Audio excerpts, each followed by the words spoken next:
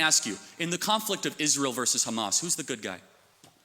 I believe both Hamas and the Israeli government are evil, but I think also that there is no justification. Are they equally? There is no justification for the murder and mutilation of thousands of innocent people and children in a futile...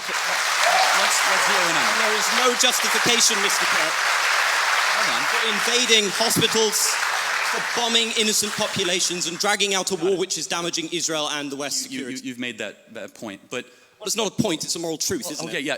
It was also a moral truth that the war started because 1,300 Jews were killed and 200 were taken hostage. And when you declare war on Israel, expect a firestorm in reaction. Let me finish, I let you talk. Israel, at its holiest day of the calendar year besides Yom Kippur and Rosh Hashanah, Samat Torah, the 50-year anniversary of the Six-Day War.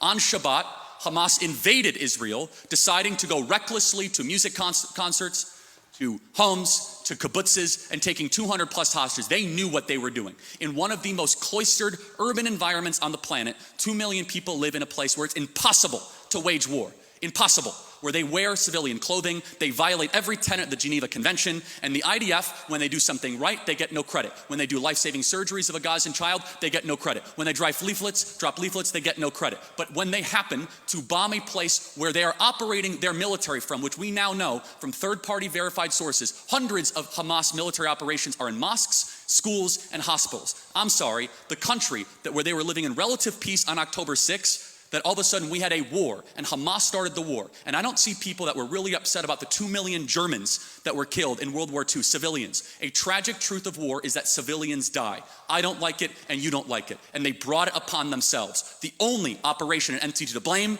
is the leadership of Hamas, not the Israeli government, for fighting this defensive war after they were invaded. There is a good guy and there is a bad guy. I honestly... Isn't that the morality of a child? Well, hold on. It's interesting you say that, because a child who knows that Israel is the good guy, Hamas is bad, has a lot more wisdom than a student like yourself at Cambridge University.